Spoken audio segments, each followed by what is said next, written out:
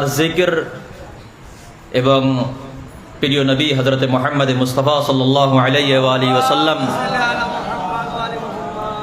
এবং তার আহলে বায়াতের জিকির করার জন্য আমাকে বেছে নিয়েছেন।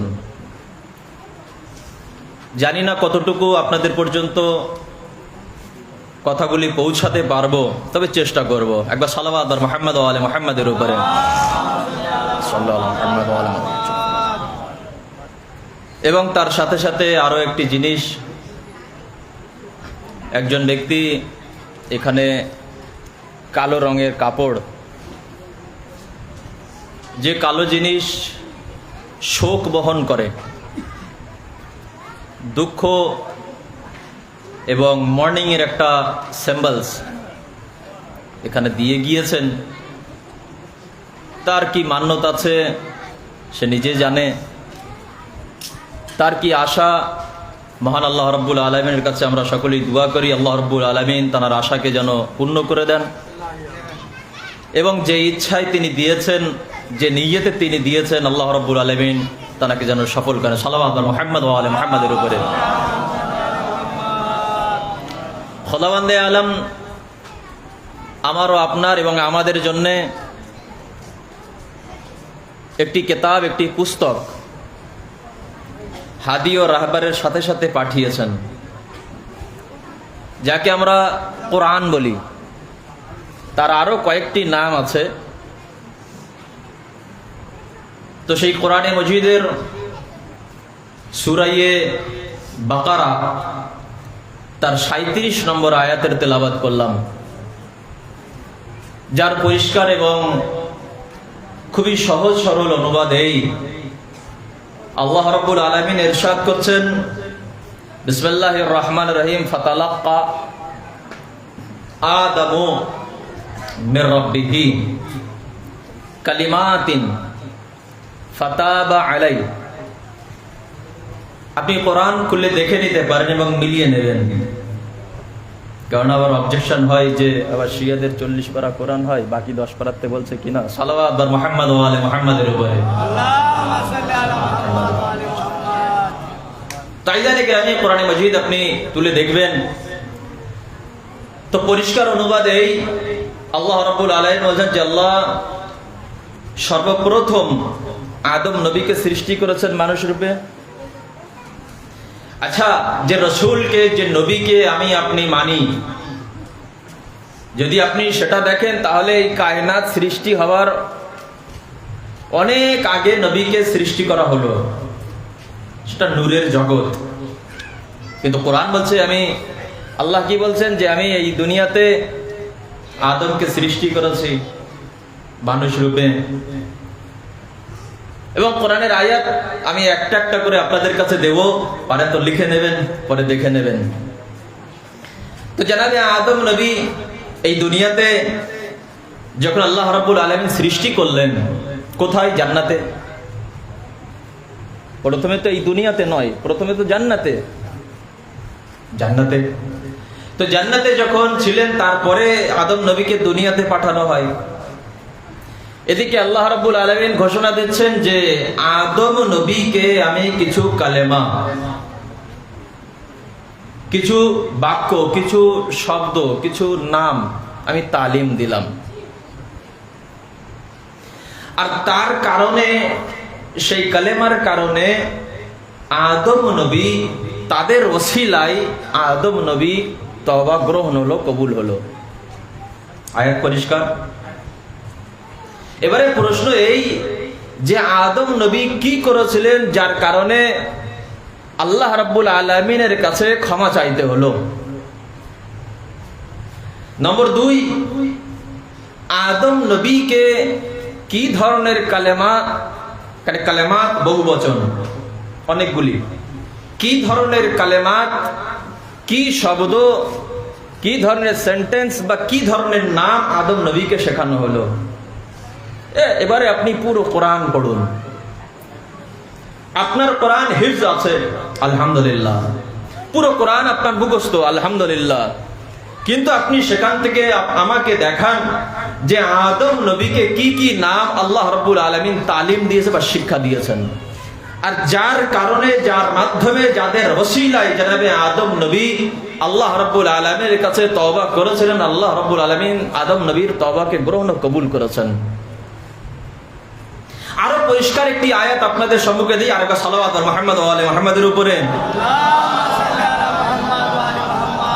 আল্লাহ রাব্বুল আলামিন সূরা বাকারার 31 নম্বর আয়াতের মধ্যে ইরশাদ করছেন, বিসমিল্লাহির রাহমানির রহিম, وعلم آدم الأسماء كلها ثم عرضهم على الملائكة فقال أنبئوني بأسماء هؤلاء إن كنتم صادقين। খোদাবন্দে আলম সূরা বাকারার 31 নম্বর আয়াতের মধ্যে ইরশাদ করছেন যে আমি আদমকে কিছু আসমা, এটা হচ্ছে প্লুরাল, সিঙ্গেল নয়, এটা অতএব বহু বচন, কয়েকটি নাম, ইসম মানে নাম, উর্দু এবং আরবিতে ইসম শব্দ ব্যবহার হয়, ইসম মানে নাম, আসমা তার বহু বচন, কয়েকটি নাম, কয়েকগুলি নাম জনাবে আদম নবীকে আমি তালিম দিলাম, শিখিয়েছি। কে বলছেন? আল্লাহ রাব্বুল আলামিন। এবং তারপরে আমি ওই নামগুলি, যে নামগুলি আদম নবীকে শেখানো হলো, তালিম দেওয়া হলো, শিক্ষা দেওয়া হলো, সেই জিনিসগুলি আমি মালায়েকদের সামনে, মালায়েকাদের সামনে, ফেরেশতাদের সামনে রাখলাম। হে আমার মালায়েকা, আমার ফেরেশতারা, বলো এসব কি? কোরআনের ভাষা, কোরআন বলছে যে মালায়েকা এবং ফেরেশতারা তারা মাসুম, নিষ্পাপ, তাই না? আচ্ছা, তারা মাসুম হয়, নিষ্পাপ হয়, কিন্তু মালায়েকা সেখানে বলল, আচ্ছা এখানে আরো একটা প্রশ্ন এই যে আল্লাহ রাব্বুল আলামিন আদম নবীকে কিছু নাম শিখিয়েছেন, মানা হলো, মানলাম, আমি অ্যাকসেপ্ট করলাম, কিন্তু আল্লাহ রাব্বুল আলামিন ওই নামগুলি আবার ফেরেশতাদের সামনে কেন রাখলেন? আর রেখে জিজ্ঞাসা করলেন, আমার ফেরেশতারা বলো এসব কি? কারণ আছে। কারণ কি? একটু ব্যাকগ্রাউন্ডে যাই। প্রথম জিনিস, আদম নবী ক্ষমা কেন চাইলেন? আমাদের ভাষায় আমরা বলি তারকে আউলা। তারকে আউলা কি? দুই ধরনের জিনিস, একটা জিনিস করলে ভালো, আর একটা হচ্ছে করা উত্তম। না করলে সেখানে ব্যাপার নেই, কিন্তু না করা উত্তম। আমি করে ফেললাম। দেখেন, সাধারণ মানুষ আর একজন মাসুম ও নিষ্পাপ ইমাম ও খলিফা আল্লাহ রাব্বুল আলামিনের হুজ্জতের মধ্যে পার্থক্য আছে। পার্থক্য উদাহরণ দিয়ে বোঝায় যে, মনে করেন আপনি একজন মাওলানা সাহেব, আমি একজন সাধারণ পাবলিক। ভালো করে বুঝবেন, পার্থক্য বোঝাচ্ছি আমি। আপনি একজন মাওলানা সাহেব আর আমি একজন সাধারণ পাবলিক, সাধারণ ব্যক্তি, সাধারণ মানুষ। আমি যদি এই মাসিয়া বাজারে চলাফেরা, হাঁটা চলা করতে করতে, বা একটা সাধারণ লুঙ্গি পরে, একটা গেঞ্জি পরেও যদি আমি ঘোরাফেরা করি, হাঁটা চলা করি, বেড়াই, তাহলে কেউ অবজেকশন করবে? আমি বাজারের এক প্রান্ত থেকে আরেক প্রান্ত পর্যন্ত হাঁটাচলা করছি, রোডের উপরে, রাস্তার উপরে ঘোরাফেরা করছি, আর কোনো খাবার, কোনো জিনিস খেতে খেতে হাঁটাচলা করছি, কেউ অবজেকশন করবে? করবে না। কিন্তু আপনি একজন মাওলানা সাহেব, কিন্তু আপনি যদি ওই লুঙ্গি গেঞ্জি পরে বাজারে এই প্রান্ত থেকে ওই প্রান্ত ঘোরাফেরা করেন, বা ঘোরাফেরা করার সময় আপনি যদি কিছু খেতে থাকেন, তাহলে সবার আঙুল আপনার দিকে। হবে কি হবে না? কেন হবে? ভাই, আমিও মানুষ, আপনিও মানুষ, পার্থক্য কি? পার্থক্য ইলম, পার্থক্য জ্ঞান। যেহেতু আপনার উপরে একটা লেভেল লাগিয়ে দেওয়া হয়েছে যে আপনি একজন মাওলানা, অতএব আপনার সম্মান আমি যে একজন সাধারণ পাবলিক আমার থেকে বেশি। সাল্লাল্লাহু মুহাম্মদ ওয়া আলি মুহাম্মাদের উপরে কমস কম এতটুকু তো মানি নাকি?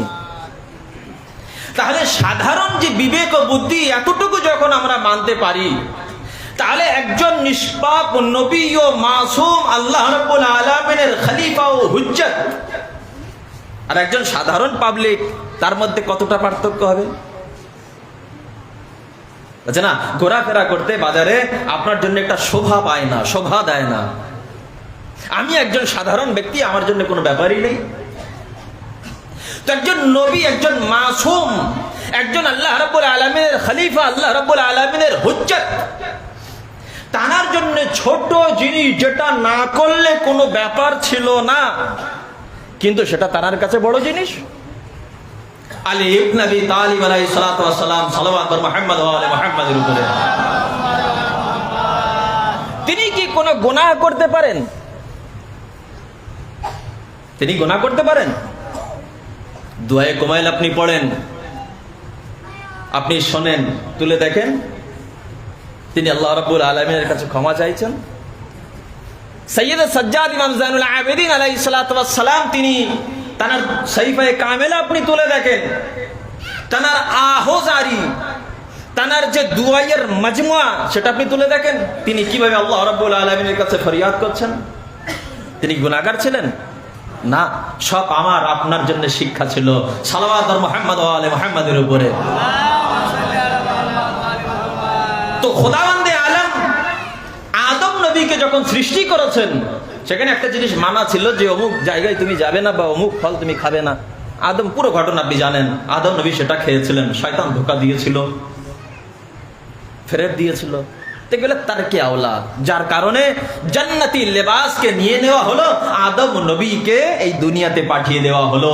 আর এই কারণেই জানাবে আদম নবী তওবা চেয়েছিলেন। তাহলে প্রথম অভিযোগ মিটে গেল তো, সালাওয়াত মুহাম্মদ ওয়া আলি মুহাম্মাদের উপরে।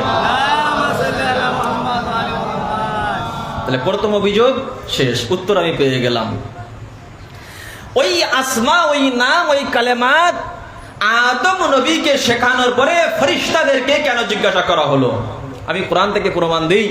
আল্লাহ রাব্বুল আলামিন যখন আদম নবীকে সৃষ্টি করছিলেন, তখন কোরআন বলছে সূরা বাকারা আয়াত নম্বর 30, আল্লাহ রাব্বুল আলামিন ইরশাদ করলেন, বিসমিল্লাহির রহমানির রহিম, ওয়া ইয ক্বালা রাব্বুকা লিল মালাইকাতি ইন্নী জাইলুন ফিল আরদি খলিফা, যে আমি এই জমিনে, এই ভূখণ্ডে, এই পৃথিবীতে, এই জমিনের উপরে, এই ভূমণ্ডলে আমি কি তৈরি করব? খলিফা। আচ্ছা, এখানে আরো একটা পয়েন্ট আপনি নোট করবেন, খলিফা কে তৈরি করছে? আল্লাহ।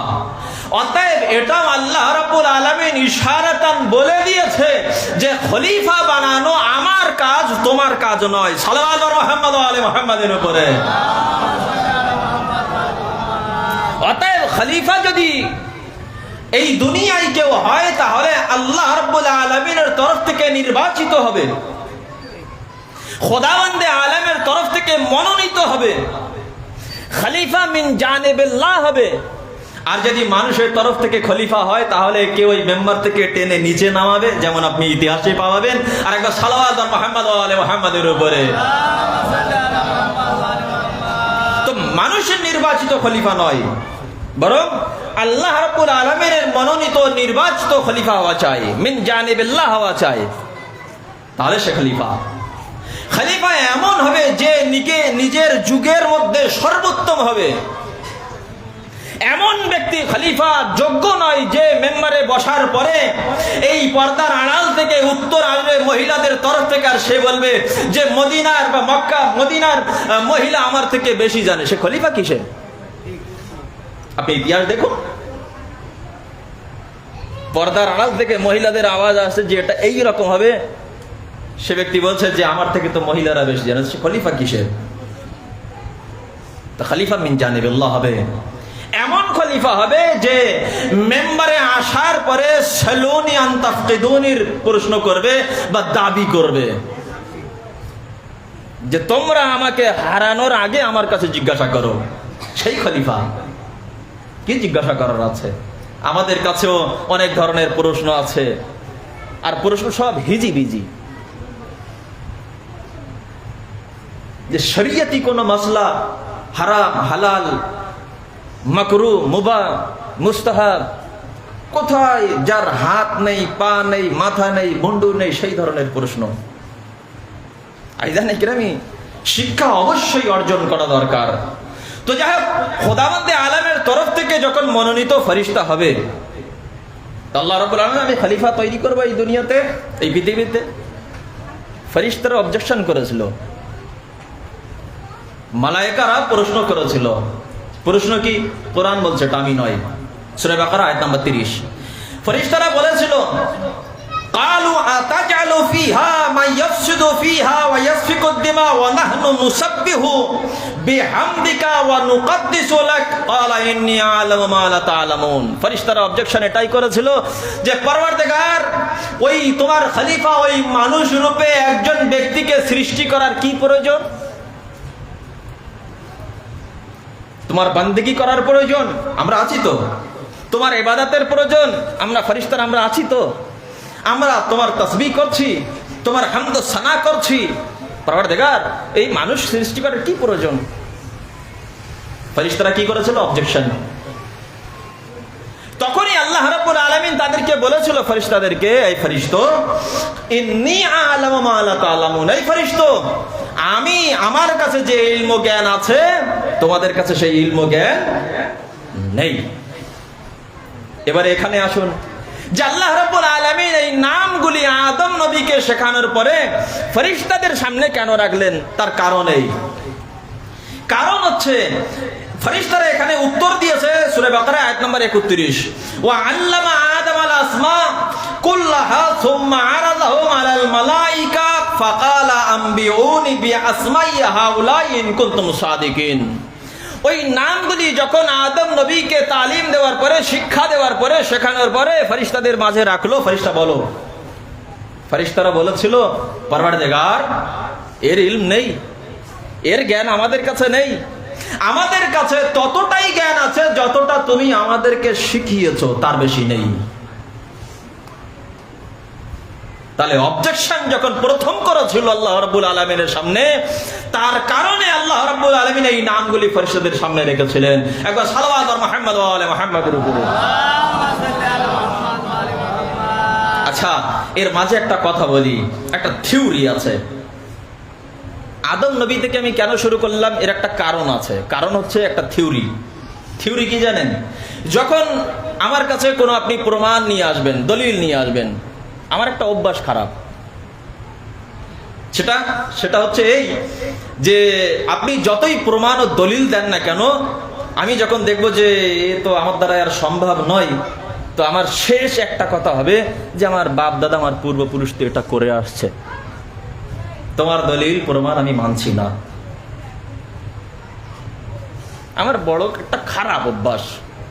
আমি যখনই দেখি আমি হেরে যাচ্ছি আর আপনার দলিল সেখানে আমার কাছে আর কোনো উত্তর নেই, তো আমার একটা বদ অভ্যাস। আমি শেষমেশ বলে দিই যে ভাই, তোমার দলিল তোমার কাছে তুমি রাখো, আমার বাপ দাদা এই করে আসছে, তো আমি এই পথেই আছি।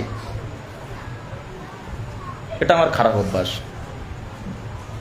এবারে আপনার কাছে আমি প্রশ্ন করি,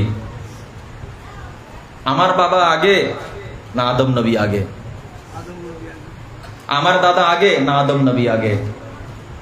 আমার পূর্বপুরুষ আগে না তার আগে সর্বপ্রথম আদম নবী? কি বলেন? সালাওয়াত আর মুহাম্মদ ওয়া আলে মুহাম্মাদের উপরে। থিওরি মনে রাখবেন। থিওরি কি? আমার বদ অভ্যাস এই যে আমি বলি আমার পূর্বপুরুষ করে আসছে, তো আপনার দলিল আমি মানছি না, আপনার প্রমাণ আমি মানছি না, যতই কোরআন ও হাদিস হোক। আর আমার অভিজ্ঞতায় আছে, যখন বিশেষ করে রমজান মাসে এক জায়গায় বসে আছি, মেদিনীপুরের ঘটনা, রমজান মাসে সেখানে ছিলাম, তো সামনে সব বসে আছে, মাওলানা সাহেব আপনি সেখানে, মাওলানা হিসেবে আমি যাইনি, একটা টিচার হিসেবে গিয়েছিলাম। একটা দ্বীপ আছে, আপনি সার্চ করবেন তো আপনি পেয়ে যাবেন। তো সেখানে যাওয়ার পরে রমজান মাসে আমি একদিন যাই, আরেকদিন যাই না। আর যাওয়ার পরে সেখানে কমসে কম 5-7 মিনিট পরে আমি ইফতার করি, তারা ফলো করে আমাকে। আমি মাওলানা হিসেবে যাইনি, একজন টিচার হিসেবে, আমাকে ফলো করে। হঠাৎ যখন 5-7টা রোজা হয়ে যায়, আমাকে নিয়ে বসলো যে স্যার আপনি এই 5-7 মিনিট পরে কেন ইফতার করেন? আর সেখানে বড় বড় হাফেজ সাহেব। আমি প্রথমেই স্বীকার করলাম, ভাই আমি কিন্তু হাফেজ নয়, আমি কোরআনের হাফেজ নয়। কিছু সূরা মুখস্থ আছে, বাদ বাকি আমি দেখে পড়তে পারি, আমি হাফেজ নয়। তবে আপনার কাছে একটা প্রশ্ন, হাফেজ সাহেব আপনি তো হাফেজ। বলছে হ্যাঁ আমি হাফেজ। তো হাফেজ সাহেব আপনার কাছে একটা আমার প্রশ্ন, যে কোরআনে মজিদের মধ্যে এই রোজা সম্পর্কে কোথায় আছে একটু বলেন তো। যত বড় হাফেজ হোক না কেন, আমি দেখলাম হাফেজ সাহেবের মাথা এবং পেশানিতে, কপালের উপরে ঘাম ছুটে আসলো, ঘাম বাইর হয়ে আসলো। বললাম হাফেজ সাহেব, আচ্ছা ঠিক আছে, আমার কাছে মোবাইল আছে, আমি বার করে আপনাকে আয়াত শোনাচ্ছি। আয়াতটা আমি শুনিয়ে দিলাম। আমি বললাম হাফেজ জি, হাফেজ সাহেব, এর একটা অনুবাদ করে দেন আপনি বাংলায়। দুজন হাফেজ সাহেব সেখানে, আরো পুরো সেই মসজিদের মুসাল্লিগণ। আচ্ছা না, হলো না। আমি বললাম আচ্ছা ঠিক আছে, এর অনুবাদ আমি বলছি, অনুবাদ করে দিলাম। আমি বললাম আল্লাহ রাব্বুল আলামিন তো এটা বলছে যে রোজা কখন থেকে কোন সময় থেকে কোন সময় পর্যন্ত রাখতে হবে, ইলা গাসাকিল লাইল। আচ্ছা হাফেজ জি, আপনি বলেন এই লাইল শব্দের মানে কি? তারপরে জিলিপির মতো আমাকে ঘোরাতে লাগলো, জিলিপির মতো আমাকে ঘোরাতে লাগলো। কিন্তু তারা জানে না যে আমি আরবি গ্রামার পড়ে আছি, এখনো তারা জানে না, যেহেতু একটা টিচার, সাধারণ টিচার হিসেবে আমি গিয়েছি, তো তারা জানে না। আমাকে ব্যাকরণ পড়াচ্ছে, আর ব্যাকরণ যা পড়াচ্ছে সব ভুল। আমি কোনো কথাই বললাম না, পুরো বক্তব্য শেষ হয়ে গেল। তারপরে বললাম যে হাফেজ জি, আপনি ওই যে ব্যাকরণটা বলছেন না, ওটা এইভাবে না, এটা এইভাবে। তো শেষমেশ আরো যারা মুসাল্লি ছিল সেখান থেকে সেই জায়গা ছেড়ে উঠে বসলো যে তাহলে কি এই যত ক্যালেন্ডার ছাপানো আছে এই টাইম কি সব ভুল?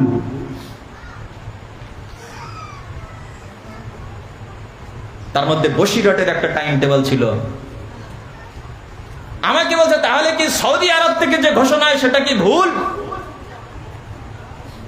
দেখেন সৌদি আরব কি করলো, বসিরহাট থেকে আপনি কোন ক্যালেন্ডার নিয়ে এসেছেন, দক্ষিণ 24 পরগনা, উত্তর 24 পরগনা থেকে আপনি কোন হিসাবে আপনি ক্যালেন্ডার বানিয়েছেন আমার জানা নেই। কিন্তু এই ক্যালেন্ডারের সামনে বা এই সৌদি আরবের সামনে আপনি কোরআনকে মানেন কি মানেন না? সব দলিল তো ফেল আপনার। তো শেষমেশ ওই একই কথা। তাহলে এই জগতে এত মানুষ সব কি ভুল করছে? আপনার দলিল মানলাম না, আমার একটা বদ অভ্যাস। তাহলে যদি এই বদ অভ্যাস হয়ে থাকে তাহলে মন দিয়ে শুনবেন যে পূর্বপুরুষ যেটা করেছে সেটাই আজ থেকে করা শুরু করবেন তো। সালাওয়াত আর মুহাম্মদ ওয়া আলি মুহাম্মাদের উপরে থিওরি মনে রাখবেন। বদ অভ্যাস কি? আর বাপ দাদা করেছে আমিও করছি। তাহলে আদম নবী যেটা করবে আপনাকে কিন্তু করতে হবে, মেনে নিতে হবে, কেন সেই তো প্রথম। আমি মাসায় পর্যন্ত যাবো ইনশাল্লাহ। আদম নবী যেটা করবে আপনাকে সেটা মেনে নিতে হবে, সেটা করতে হবে। বদ অভ্যাস পূর্বপুরুষ যেটা করে, তাহলে আদম নবী সর্বপ্রথম। আচ্ছা, আল্লাহ রাব্বুল আলামিন কোরআনে মাজিদের 32 নম্বর আয়াতের মধ্যে আরো ইরশাদ করছেন, কালু সুবহানাকা লা ইলমা লানা ইল্লা মা আল্লামতানা, যে ফেরেশতারা উত্তর দিলেন, পরওয়ারদিগার যা কিছু তুমি শিক্ষা দিয়েছো এর বেশি আমাদের কাছে আর নেই। অতএব প্রমাণ হয়ে গেল, এই আমার ফেরেশতারা তোমরা যে অবজেকশন করেছিলে, অভিযোগ করেছিলে, প্রশ্ন করেছিলে যে পরওয়ারদিগার তোমার তাসবিহ, তোমার তাহলিল, তোমার হামদ ও সালামি আমরা করছি, আমরা ফেরেশতারা আছি, এই মানুষকে সৃষ্টি করার প্রয়োজন কি? আবার এই নতুন খলিফা সৃষ্টি করার প্রয়োজন কি?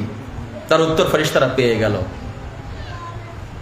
অবজেকশন ডিসমিস, এখানেই ভাই কেস ক্লোজ। এবারে আসুন, আমি তো রইলাম মূর্খ, আমার কাছে ইলম শিক্ষা কিছু নেই। আমরা তো যদি আহলে বাইত আলাইহিমুস সালাতু ওয়াস সালাম নিজেদের গোলামদের গোলাম যদি ঘোষণা দেয় তাহলে আমরা ধন্য। সালাওয়াত আর মুহাম্মদ ওয়া আলি মুহাম্মাদের উপরে সকলে মিলে জুলে একবার সালাওয়াত আর মুহাম্মদ ওয়া আলি মুহাম্মাদ। আজকের যুগে আপনি দেখেন, জানে গ্রামী, আর এটা নবীর যুগেও ছিল। আজকের জীবনে আপনি দেখেন, যদি হিসাব করেন তাহলে 56-57 কান্ট্রিজ মুসলিম পাবেন। আর এমন কিছু মানুষ আপনি এই যুগে পাবেন, ছোট ছোট ঘটনা আমাদের কাছে বড় বড়, তারা সেটা অস্বীকার করে যায়, না এসব তো ঘটেনি, এটা তো এদের বানাওয়ার জিনিস, এটা তো রটিয়েছে, ইত্যাদি ইত্যাদি। বিশেষ করে শাহজাদিয়ে কাউনাইন হযরতে ফাতিমা জাহরা সালামুল্লাহ আলাইহা, আল্লাহুম্মা সাল্লি আলা মুহাম্মাদ ওয়া আলি মুহাম্মাদ ওয়া আজ্জিল ফরাজাহুম, তানার শাহাদাত এবং তানার বাড়িতে, তানার ঘরে যে হামলা, দরজা জ্বালানো, আপনি ইউটিউব খুলে দেখেন, চ্যানেলগুলি খুলে দেখেন, কারণ এসব মিথ্যা, এসব নেই, কেউ হামলা করেনি, প্রচার করা হয়েছে। আরো অনেক জিনিস এরকম। অনেকেই তো কারবালার ঘটনাকেও অস্বীকার করে। তো কারবালার ঘটনা অস্বীকার করে ঠিক কেমন ভাবে আমি উদাহরণ দিচ্ছি, আজকের যুগে বোঝানো আরো সহজ। সেটা এইভাবে, ছোট বড় আজ সকলেই জানে যে ইসরায়েল ও ফিলিস্তিনের অবস্থা। ফিলিস্তিনের কন্ডিশন কি জানেন? ইসরায়েল হামলা করছে, জাতিসংঘ মানা করছে, তারপরে হামলা করছে, করছে কি করছে না। কিন্তু 56-57টি দেশ, মুসলিম কান্ট্রিজ ঘুমিয়ে আছে, আছে কি নেই? আছে তো। কেবলমাত্র একটা দেশ যারা ফ্রন্ট পেজে সামনাসামনি তারা প্রতিবাদ করছে, সেটা হচ্ছে ইরান। সাথে সাথে লেবানন, আরো কিছু। তো কারবালার ময়দানে যেভাবে হুসাইন আলাইহিস সালাম নিজের গর্দান দিয়েছেন, অস্বীকার করার কারণ আপনি এবার বুঝে নেন। বড় বড় লাকাব ও নামদারি সাহাবা ছিল, কিন্তু আমার একটা প্রশ্ন যে ইমামে হুসাইন আলাইহিস সালাম যখন মদিনা ত্যাগ করছিলেন, এই আসহাব কোথায় ছিল? কারবালা পর্যন্ত ইমামে হুসাইন আলাইহিস সালাম পৌঁছালো কেন? আপনি বলেন যে আসহাব কারবালার ময়দানে আসহাব ছিল না, মদিনাতে কি করছিল আসহাব? আমার প্রশ্ন, আপনি উত্তর দেন। মদিনা থেকে যখন ইমামে হুসাইন আলাইহিস সালাম বাইর হচ্ছিলেন, রওনা দিচ্ছিলেন, আসহাব কোথায় ছিল? আপনি উত্তর খুঁজুন এবার। তো আমরা সেই আহলে বাইত আলাইহিস সালামদের গোলাম হবার চেষ্টা করে যাচ্ছি। আয়াতুল্লাহ বাহজাত বলেন, কোরআনে মাজিদের মধ্যে আল্লাহ রাব্বুল আলামিন ইরশাদ করেছেন, বিসমিল্লাহির রহমানির রহিম, কুল লা আসআলুকুম আলাইহি আজরান ইল্লাল মাওয়াদাতা ফিল কুরবা। সকলেরই মুখস্থ। এত বক্তব্য শুনেছেন মুখস্থ, তাহলে অনুবাদ করার কোনো প্রয়োজন নেই। তো আজরের রিসালাতের পারিশ্রমিক কি দিতে হবে, কিভাবে দেবেন আপনি?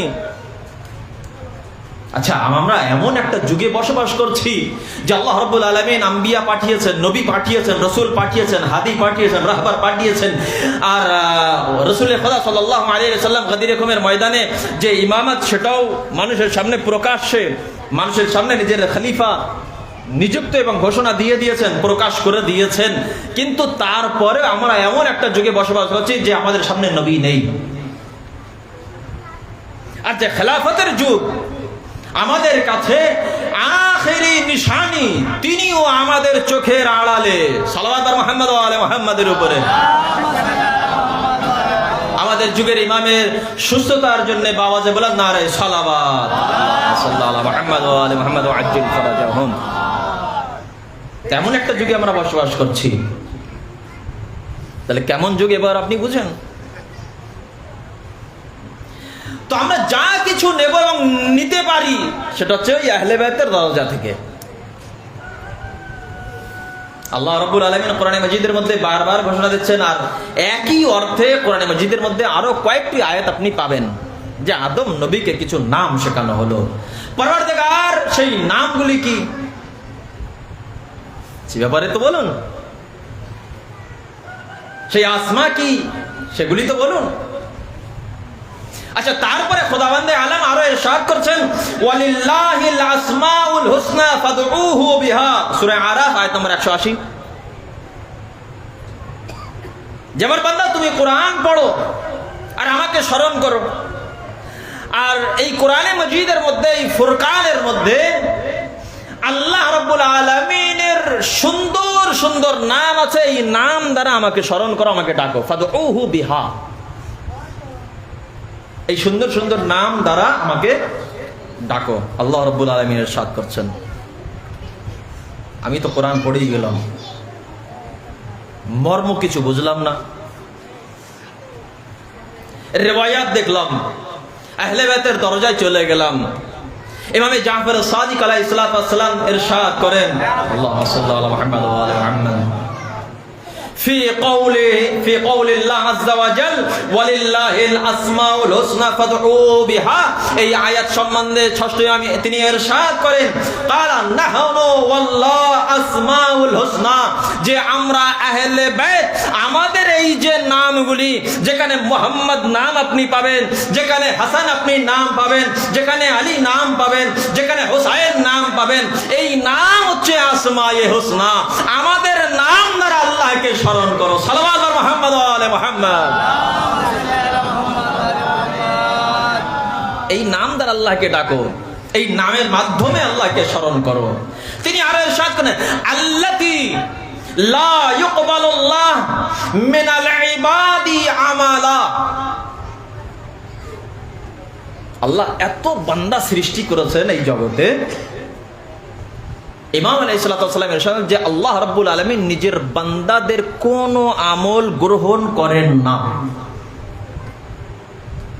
পরওয়ারদিগার এত কষ্ট, এত পরিশ্রম করে এই আযাদারি, এত কষ্ট করে এই নামাজ, ওই ভোরবেলা ওঠা, আরো শীতকালে তো মাশাআল্লাহ মাশাআল্লাহ, গরমকালে এত কষ্ট করে 17 ঘন্টা রোজা, পরওয়ারদিগার এত টাকা খরচা করে 5 লাখ 6 লাখ 7 লাখ টাকা খরচা করে হজ করা, সব বেকার।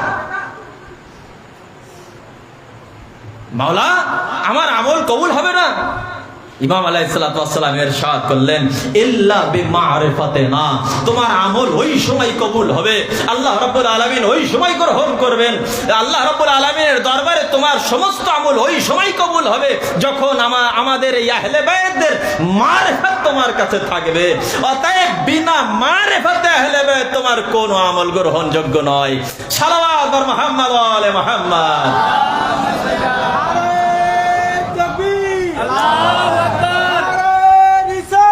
ইয়া রাসূলুল্লাহ, হায়দারি হাসানিয়াত জিন্দাবাদ, লব্বাইক ইয়া হুসাইন, লব্বাইক ইয়া হুসাইন, আলাইহিস সালাম। আর এই যে মুহররম মাস, বিশেষ করে প্রথম মুহররম থেকে নিয়ে মুহররম, সফর, রবিউল আউয়াল পর্যন্ত কন্টিনিউ যে বক্তব্য এবং আযাদারি, আর আপনি নতুন নতুন বক্তা আনেন, আর নতুন নতুন জিনিস আপনি শুনতে পাবেন ইতিহাস থেকে, কোরআন থেকে প্রমাণ দিয়ে দলিল ভিত্তিক আপনি আলোচনা শোনেন। এটা হচ্ছে একটা গোল্ডেন টাইম। কিসের? আহলে বাইতের মারিফাত অর্জন করা। অতএব যখনই আপনি মজলিসে যাবেন তো পুরো মজলিস রেকর্ড করার প্রয়োজন নেই, কমসে কম একটা নুকতা, একটা পয়েন্ট যদি আপনি সেখান থেকে নেন প্রতিটি বক্তব্য থেকে, সেটাও অনেক। এই 2 মাস 8 দিন 9 দিন 10 দিন সারা বছর তো চলতেই আছে আলহামদুলিল্লাহ, কিন্তু বিশেষ করে আইয়ামে আযাতে শত শত মজলিস আমরা শুনি। একটা পয়েন্ট যদি আমরা প্রতিটি বক্তব্য থেকে নেই, সেটা অনেক। আহলে বাইতকে চিনুন, আহলে বাইতের মারিফাত অর্জন করুন। বাস আমি শেষের দিকে আসবো, তবে এই থিওরি এখনো মনে রাখবেন, ওটা ভুলবেন না। থিওরি কি? যার বাপ দাদা আমার পূর্বপুরুষ যেটা করে, আপনার বক্তব্য, আপনার দলিল আপনার কাছে রাখুন, আমি তো ওটাই মানি। তাহলে আমার বাবার আগে আদম নবী, আমার দাদা, আমার পরদাদার আগে আদম নবী, তাহলে আদম নবী যেটা করবে আমাকে আপনার কিন্তু সেটা মানতে হবে। আসুন রিওয়ায়াতের দিকে একবার আসি, একবার সালাওয়াত মুহাম্মদ ওয়া আলি মুহাম্মাদের উপরে। আমি যেটা বলছিলাম যে আগায়ে বাহজাত, আয়াতুল্লাহ বাহজাত অনেকে শুনেছেন কম বেশি। তো কোরআনে মাজিদের মধ্যে আল্লাহ রাব্বুল আলামিন আদেশ কি দিয়েছেন যে আজরে রিসালাত আদায় করতে হবে। কিভাবে আদায় করব? আমরা যে যুগে আছি, নবী নেই, ইমাম আছেন, তাও হচ্ছে সে পর্দার আড়ালে, গায়বাতে আছেন, অদৃশ্যে আছেন। আমরা দেখতে পাচ্ছি না, কিন্তু ইমাম আমাদেরকে দেখছেন। আমরা কিন্তু ইমামের দৃষ্টির বাইরে নয়। তাহলে এই রিসালাতের আজর আমরা কিভাবে দেব? এই পারিশ্রমিক কিভাবে দেব? এবার আপনি দেখেন আহলে বাইত আলাইহিমুস সালাতু ওয়াস সালামদের মারিফতকে মানুষ পর্যন্ত, জনগণ পর্যন্ত পৌঁছানো, এটাও কিন্তু একটা হক, এটা একটা পারিশ্রমিক।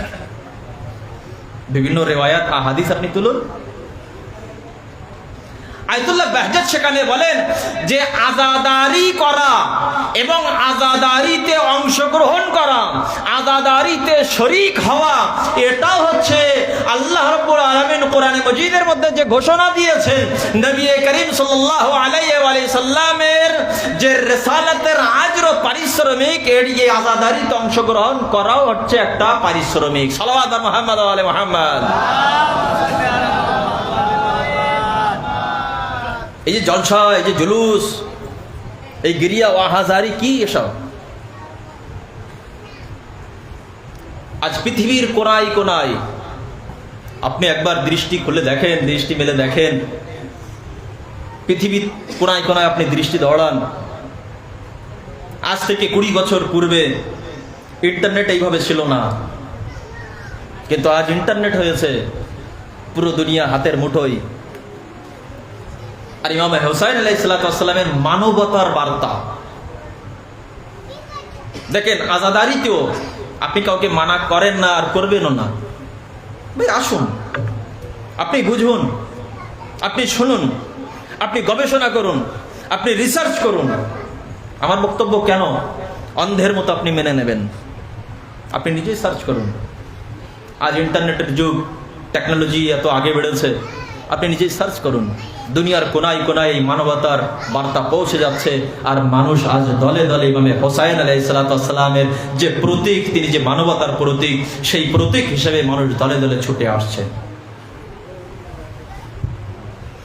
আজ আমি আপনি এই দুনিয়াতে, এই মাটির উপরে, এই জমিনের উপরে ফারশে আযা বিছিয়েছি। আমরা এই দুনিয়াতে, এই মাটির উপরে, এই ভূমিতে আযাদারি করছি। কিন্তু আমরা আজ 1446 হিজরি 2024 সালে আযাদারি করছি। কিন্তু আদম নবীকে যখন আল্লাহ রাব্বুল আলামিন ওই নামকে তালিম দিয়েছিল, ওই কালেমাত তালিম দিয়েছিল, আদম নবী তখন আযাদারি করেছে। এবার বলুন, পূর্বপুরুষ যেটা করে আমি সেটাই করব? তাহলে আদম নবী যেটা করেছে এবার করুন। বদ অভ্যাস, আমার বিরাট খারাপ অভ্যাস। তাহলে আদম নবী করেছেন, আপনি করুন। আদম নবী কেমন ভাবে করেছেন এবার আপনি দেখেন। নাম কাদের নাম ছিল সেখানে আমি একটা কিতাবের নাম বলছি, আপনি সেখানেও এই রিওয়ায়াত পেয়ে যাবেন।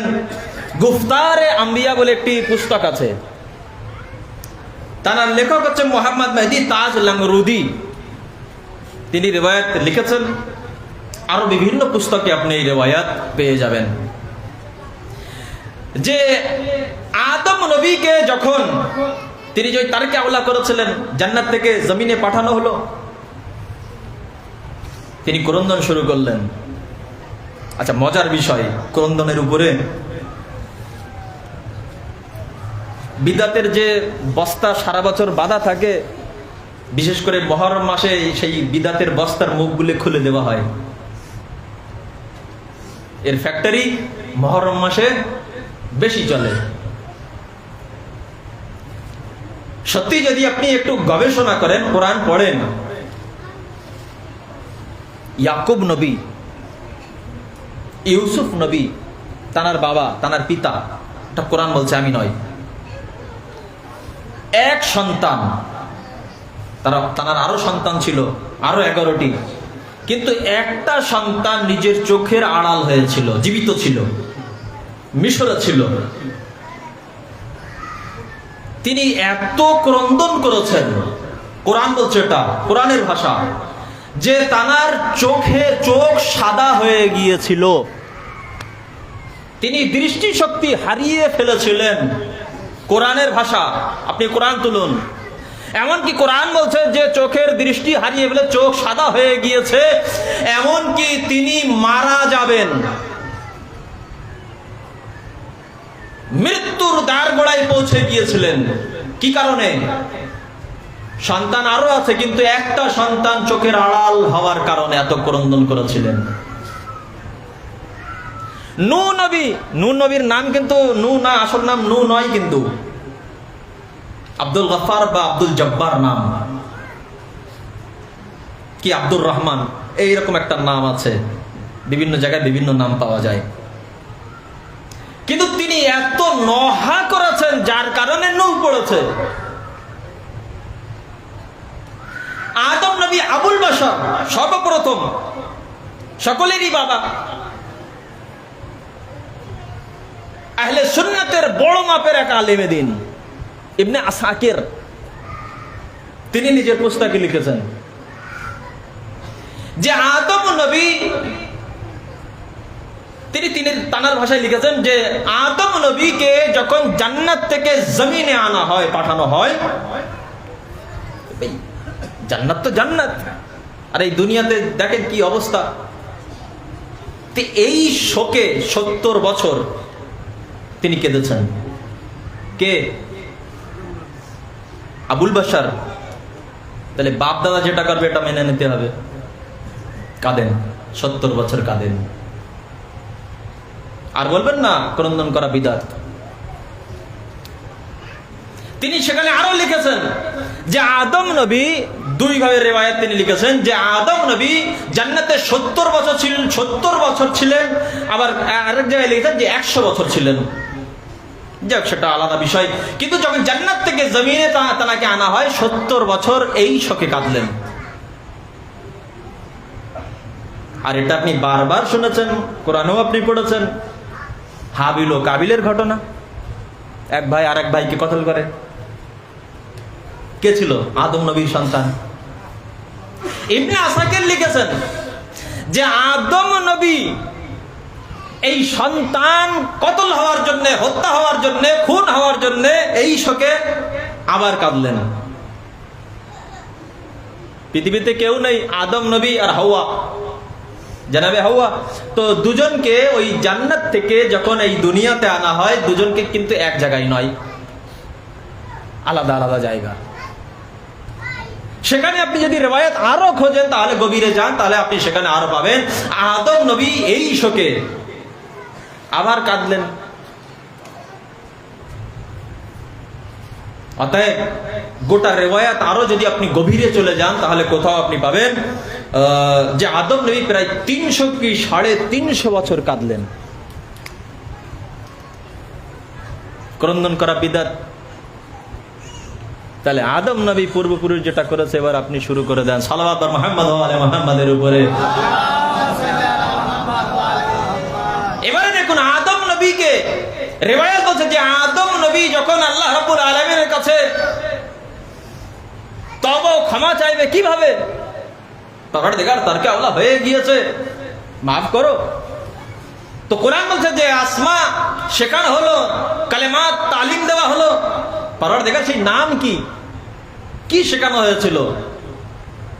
এবার রিওয়ায়াত দেখি।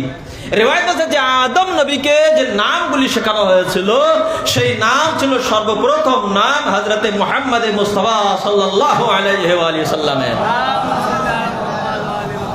এবং দ্বিতীয় আলী ইবনে আবি তালিব, তৃতীয় হযরতে ফাতিমা জাহরা সালামুল্লাহ আলাইহা, চতুর্থ হযরতে ইমামে হাসান মুজতবা, এবং পঞ্চম হযরতে ইমামে হুসাইন আলাইহিস সালাতু ওয়াস সালাম। সালাওয়াত মুহাম্মদ ওয়া আলি মুহাম্মদ। অতএব এই পঞ্চতরের নাম আদম নবীকে শেখানো হলো, আর এই নামের মাধ্যমে, এই নামের ওসিলা দিয়ে আদম নবী আল্লাহ রাব্বুল আলামিনের কাছে তওবা করলেন, আর আল্লাহ রাব্বুল আলামিন এই নামের ওসিলায় আল্লাহ রাব্বুল আলামিন জনাবে আদম নবীর তওবা গ্রহণ করলেন। আবার আপনি বলে উঠবেন যে ওসিলা করা যাবে না, এও বিদআত, শিরক, ওসিলা করা হারাম। কোরআন আপনি তুলে দেখুন, বক্তব্য কোরআনে মাজিদ বলছে যে আমার পর্যন্ত পৌঁছাতে গেলে তুমি ওসিলা গ্রহণ করো, ওসিলার মাধ্যমে এসো। একটু চোখ খুলে কোরআন পড়ুন আজিজানে কেরামি। তো যাই হোক, পঞ্চতনের নাম যখন আদম নবীকে তালিম দেওয়া হলো, শেখানো হলো, এখন রিওয়ায়াত বলছে, যেভাবে রিওয়ায়াত আছে আমি সেইভাবেই পড়ছি। রিওয়ায়াত বলছে যে আদম নবী যখন আদম নবীকে এই পঞ্চতনের নাম শেখানো হলো, তালিম দেওয়া হলো, যখন পঞ্চম নাম আসলো তো অটোমেটিকলি আদম নবীর চোখ দিয়ে অশ্রু ঝরলো। জানাবে আদম নবী জিবরাইল আমিনকে জিজ্ঞাসা করলেন, হে জিবরাইল, তুমি আমাকে এই নাম শিখিয়েছো, এর আগে 4টি নাম আমি নিয়েছি কিন্তু কোনো বিষয়ই নেই, কিন্তু পঞ্চম নাম আমি যখন নিয়েছি আমার চোখ দিয়ে অশ্রু ঝরলো কেন?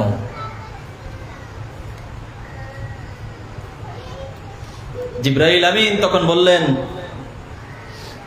যে আদম, রিওয়ায়াত শুনবেন, আবাস এর সঙ্গেই রাখতে মাসায়েব, আর ওই থিওরি মনে রাখবেন যে পূর্বপুরুষ যেটা করবে আমিও সেটা করব। রিওয়ায়াত বলছে আদম নবী যখন জিজ্ঞাসা করলেন জিবরাইল আমিনের কাছে, জিবরাইল বললেন, হে আদম, এই নাম হোসাইনের নাম, আর এই নামের যে ব্যক্তি তোমার সন্তানদের মধ্যে তোমার বংশ থেকেই হবে। হে আদম, এ তোমারই সন্তান হবে, তোমারই বংশ থেকেই হবে। হে আদম, তোমার এই সন্তান, তোমার এই বংশ থেকে, তোমার বংশের সিলসিলা থেকে শেষ নবী যিনি আসবেন তারই সন্তান হবে, যার নাম হোসাইন হবে। আর এই হোসাইনকে একটা স্থান যার নাম কারবালা হবে, কারবালা নামী স্থানে 3 দিনের ভুক ও পিপাসায় শহীদ করে দেওয়া হবে। হে আদম, তোমার এই সন্তানকে ওই কারবালা নামী স্থানে, কারবালা নামী জমিনে 3 দিনের ভুক ও পিপাসায় যেমন একটা পশুকে জবাই করা হয়, একটা পশুর নাই তোমার এই সন্তানকে জবাই করে দেওয়া হবে। হে আদম, তোমার এই সন্তান কারবালার ময়দানে মানুষের কাছে সাহায্য চাইবে কিন্তু কেউ সাহায্য করবে না। ইমামে হোসেন আলাইহিস সালাম কারবালার ময়দানে আওয়াজ দিয়েছিলেন, হাল মিন নাসির লিয়ানসুরনা, হাল মিন মুঈন লিয়ুইননা, আরে কে আছো আমাকে সাহায্য করো। কিন্তু 61 হিজরিতে কারবালার ময়দানে 10ই আশুরা, আপনি ইতিহাস তুলে দেখুন, ইমামে হোসেন আলাইহিস সালামকে কেউ সাহায্য করেনি, বরং তিনি যখন সাহায্য চেয়েছিলেন সেই সাহায্যের পরিবর্তে কেউ তীর মেরেছিল, কেউ পাথর ছুঁড়ে মেরেছিল।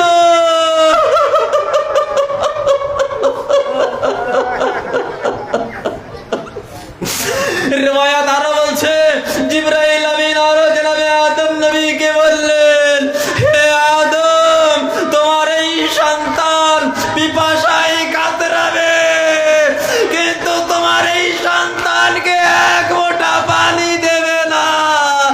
আদম নবী যখন এই কথা শুনলেন, জিবরাইল আমিন যখন বললেন, রিওয়ায়াত বলছে যে আদম নবী এবং জিবরাইল দুজনেই কাঁদতে লাগলেন।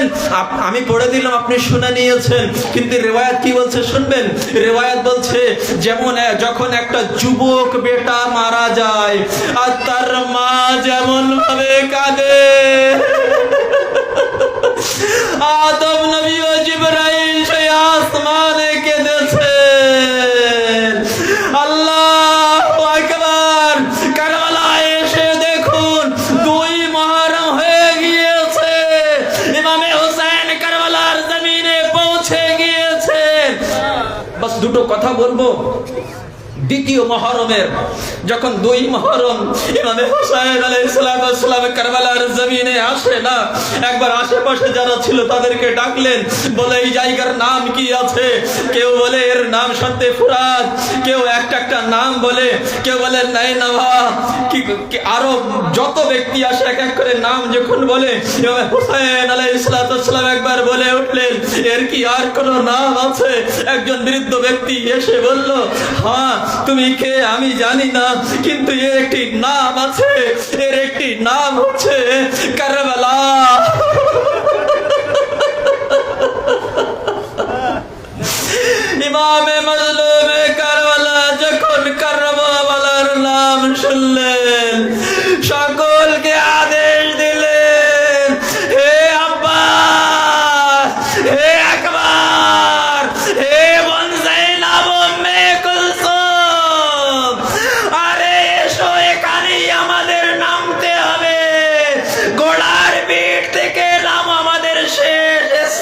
ইমামে হুসাইন আলাইহিস সালাম যখনই আদেশ দিলেন, এই রিওয়ায়াত আরো বলছে যে ইমামে হুসাইন আলাইহিস সালাম যখন কারবালার জমিনে নামলেন তখন একটা ঝড় উঠলো, কারবালার ময়দানে একটা ঝড় উঠলো, আর সেই ঝড়ে ওই কারবালার জমিনের ধুলো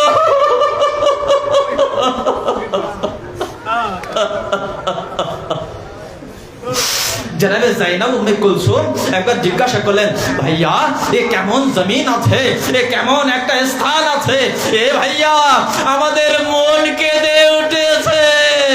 একবার মাজলুম হুসাইন আলাইহিস সালাম বললেন, হে বোন জাইনাব উম্মে কুলসুম, আরে আমাদের এই শেষ স্থান হবে, হে বোন জাইনাব আমার রক্ত এখানেই ঝরবে, হে বোন জাইনাব উম্মে কুলসুম তোমাদের হাতে এখানেই দড়ি বাঁধা হবে। আলা লানাতুল্লাহি আলাল কওমিজ জালিমিন। ইন্না লিল্লাহি